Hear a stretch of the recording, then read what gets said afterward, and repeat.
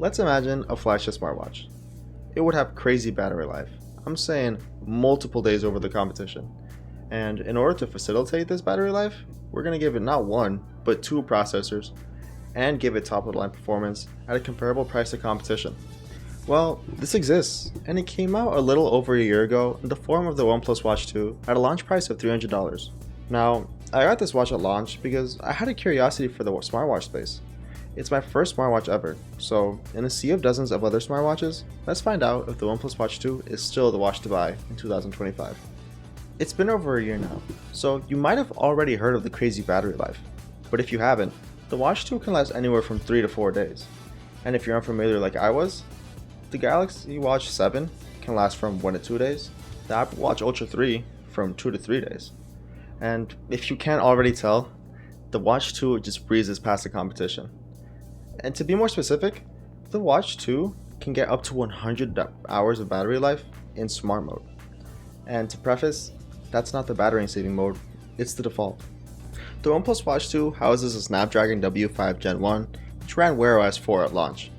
This chip only kicks in when performing heavy tasks like running apps and other performance heavy loads. Alongside the Snapdragon is the processor that's actually active most of the time, the BES 2700 running real-time OS. This chip manages notifications, health tracking, background activities, and all other stuff that really aren't demanding. But if you were paying close attention, you might have noticed that the OnePlus Watch 2 doesn't only have two processors, it has two separate OSs assigned to each processor, ensuring the optimal battery life and performance. But you might be asking yourself how they managed to fit two processors into a single smartwatch. Then you'll realize it's very large compared to others. I mean, seriously, it'll look pretty unorthodox on somebody with smaller wrists, and I already think it looks kind of out of place on my own. Fortunately, this doesn't take away from its comfortability, as the green rubber wristbands wrap around your wrist nicely. If durability is a concern for you, the OnePlus Watch 2 has reached military-grade standards for withstanding moisture, dirt and dust, and any physical strain, if that's something you might be doing. Taking advantage of such a large body though, the OnePlus Watch 2 gives you a sizable 1.43-inch AMOLED display covered by sapphire crystal glass. With 1000 nits peak brightness, this Watch 2 gets perfectly bright enough for all your outdoor tasks and activities, being able to see any other task comfortably. The default watch faces provided are stylable, and I really do enjoy the traditional watch look and vibe they went for. But if it's not your cup of tea, you can always download third-party apps on the Play Store. If you do happen to lose track of its battery life, as I often do, the OnePlus Watch 2 can charge up to 7.5 watts through its 4-pin magnetic charger, meaning that it'll get your watch from 0% to 100% in about an hour. Now, 1 hour of charging for 100 hours of battery life, I'd call that a fair trade-off. Now, on the physical aspect, the OnePlus Watch 2 has two buttons on the right side, interestingly placed at an angle. Once you press the flat button on the bottom right, labeled as the multifunction button, by default it brings you to a screen where you are prompted to begin tracking your physical activity with a variety of specific activities to track.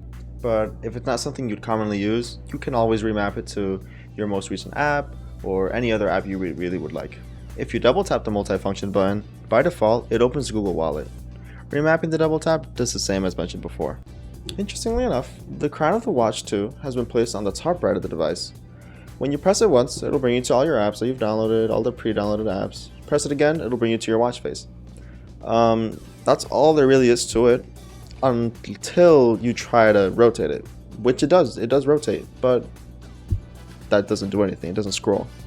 Which is, to me, one of the funniest parts of the device, because the only reason they made it rotate was for durability. And I guess that makes sense, but at that point, just make it scroll. It's pretty dumb. If it really is a deal breaker for you, the Watch 3, the upgrade, does scroll. So does every other watch, but there will be more on that later. For those who like to get active and track their fitness on their smartwatch, the Watch 2 stores your activity information on the O Health app, downloadable on the App Store and Play Store. It has your standard heart rate monitor, sleep score, and other optional monitoring systems that may be relevant to your interests. And for those who like to track their runs, the OnePlus Watch 2 has dual frequency GPS to ensure more accurate distances and locations. Apart from the watch face, if you want to quickly use other functions like the weather or your calendar, you can access them as tiles to accessibly swipe through left and right. There are default tiles, but you of course can change them to whatever you like. For your notifications, you just swipe up. For configurations and settings, swipe down. And to close any app you're on, you just swipe from the left or tap the crown. It's a very simple UI to navigate, and it's no trouble getting used to. This redemption arc for OnePlus in the smartwatch sphere might be great, but there were some irks that many users weren't fond of. Some of them include limited health tracking capabilities, like a lack of an ECG tracker or inaccurate sleep tracking, whether it knows if you're sleeping or not. Some other people also complained about the fact that the bezel is very large considering the amount of space they had to use. And you know what? That's fair. Honestly, the Watch 2 is already be out by the newest releases. The Watch 3 has seemed to iron out any of the creases that the Watch 2 had, like they finally got the ECG tracker, the sleep tracking is accurate and even has extended capabilities, and for $50 more, you get all that, plus a working crown that rotates and scrolls when you do that. And if you're already deep into the iOS ecosystem, the Apple Watch is practically a no-brainer. There's not much room for this watch up there. So for me, the OnePlus Watch 2 is not the watch to buy in 2025. Okay, don't get me wrong, this is a good watch, but things move fast and products get better. And if you're not really willing to dish out the extra money for any other options, this is a great option. But the Watch 2R, which is the cheaper version of this, at $230, has the same battery life, the same dual processing architecture, and has a nice sleeker design, which might probably appeal to more people.